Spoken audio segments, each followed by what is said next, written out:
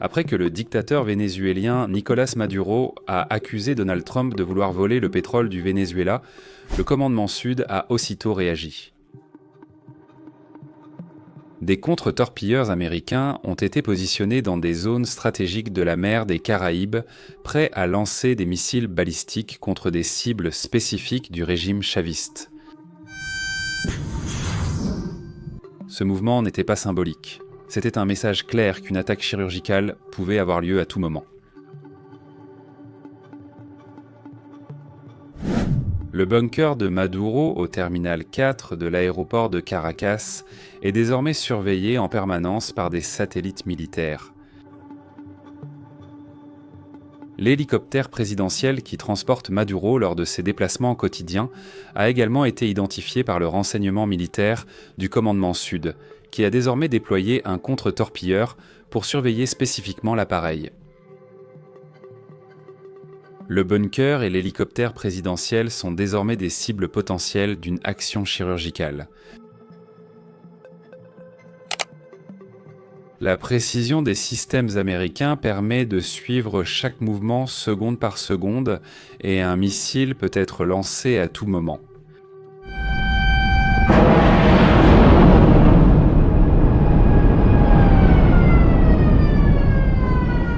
Bienvenue à Vie à la caserne.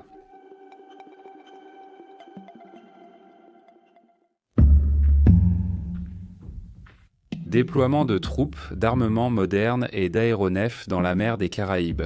Cela a accru la pression sur le régime chaviste. Le gouvernement des États-Unis a durci son ton et accru sa présence militaire dans la région. Maduro a mobilisé des civils pour des exercices militaires côtiers. Des femmes âgées, des jeunes sans formation et des habitants ordinaires ont servi de boucliers humains en première ligne. Un geste désespéré qui révèle l'effondrement moral du régime.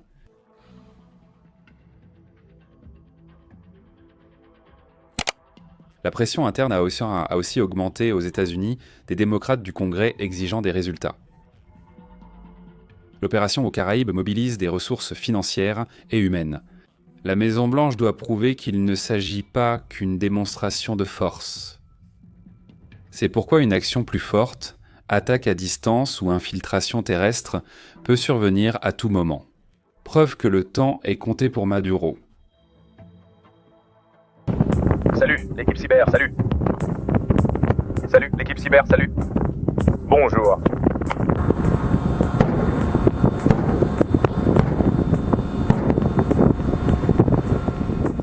Les destroyers en mer des Caraïbes sont des navires de guerre multifonctions. Équipés de radars longue portée, de missiles Tomahawk, de systèmes anti-aériens et de la technologie AEGIS, ces navires détectent et interceptent des menaces simultanées.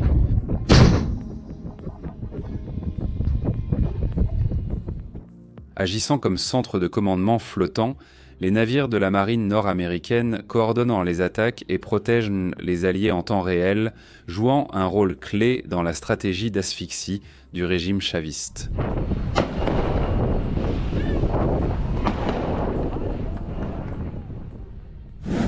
Avec une vitesse supérieure à 30 nœuds et une autonomie pour des missions prolongées, les contre-torpilleurs assurent la supériorité militaire dans la région. Leur présence autorise blocus naval, débarquement tactique et couverture aérienne, essentiels pour exercer pression sur cibles stratégiques et maintenir le siège.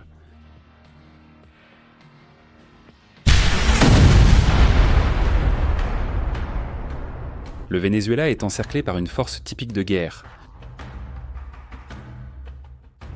Maduro, craignant une invasion ou une attaque aérienne, a fait appel à l'Organisation des Nations Unies. Le dictateur chaviste a sollicité l'Organisation des Nations Unies pour stopper les actions américaines dans les Caraïbes, mais l'organisation n'a pas encore répondu.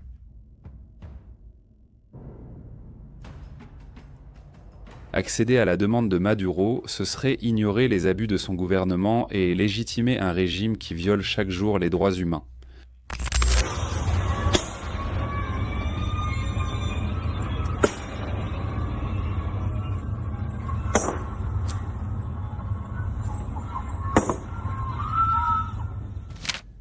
Les effectifs américains pour le blocus du Venezuela sont comparables à ceux de l'invasion de l'Irak en 2003.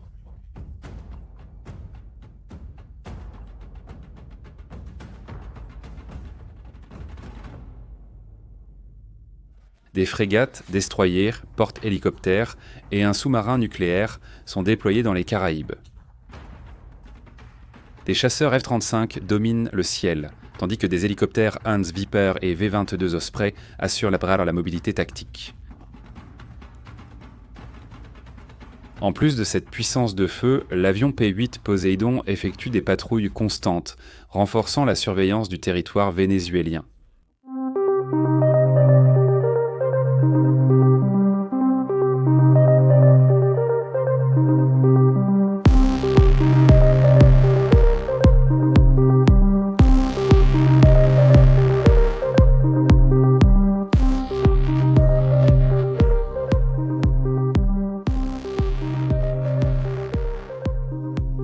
Des milliers de militaires de la marine et des fusiliers marins sont en mouvement permanent.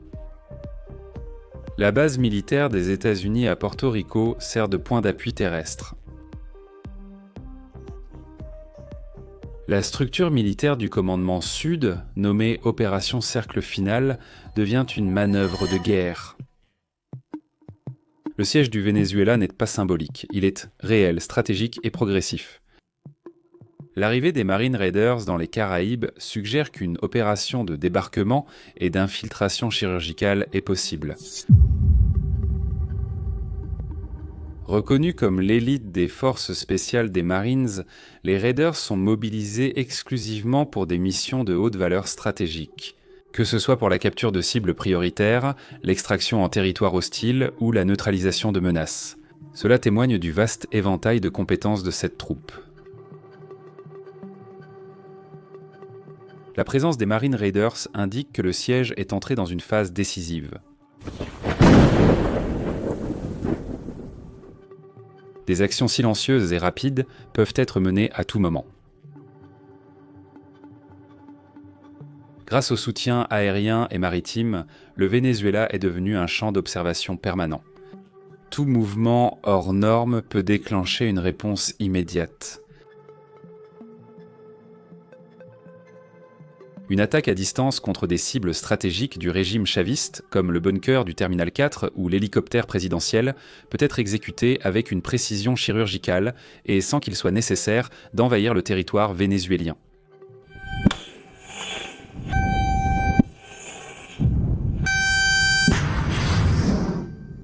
Des drones armés tels que les MQ-9 Reaper ont déjà servi à abattre des embarcations quittant le Venezuela avec de la drogue.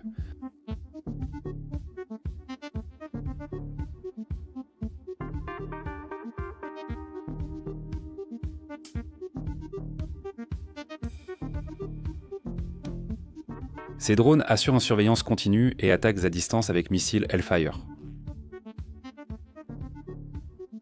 On pourrait aussi utiliser des missiles Tomahawk tirés depuis les destroyers Harley-Burke. D'une portée de 1600 km, ces missiles frappent le sol vénézuélien sans que les navires s'approchent des côtes. Guidés par satellite, les Tomahawks sont programmés pour détruire des structures spécifiques avec une grande précision, ne laissant pas le temps à la cible de réagir.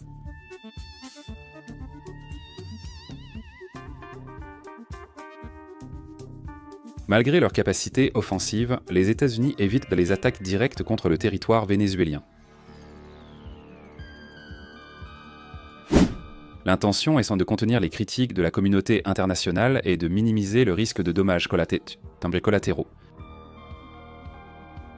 Des civils dans des zones urbaines densément peuplées pourraient en être touchés. C'est pourquoi la stratégie actuelle privilégie la pression militaire et l'isolement tactique. Cependant, une intervention directe des Marine Raiders sur le sol vénézuélien reste une alternative viable. Cette troupe s'entraîne aux infiltrations rapides, neutralisation silencieuse et extraction en milieu hostile. Maduro tente de maintenir une apparence de contrôle. Des discours enflammés, des diffusions à la télévision d'État et la mobilisation de miliciens font partie de la mise en scène. Mais derrière les caméras, la peur est évidente. Qu'est-ce qui va arriver? Aïssid, ils n'attendent pas Miraflores. Ne tarde pas à venir, lâche. Viens pour moi, lâche. La Maison-Blanche a affirmé que les coûts économiques et humains de cette opération ne seront pas vains. Le but est de déstabiliser le régime chaviste et permettre une nouvelle direction. La chute de Maduro paraît inévitable, que ce soit par reddition, fuite ou capture. L'opération Cercle Final est en cours et les prochains jours pourraient en être décisifs. Le Venezuela est au centre d'une opération militaire qui pourrait redéfinir la carte géopolitique de l'Amérique latine.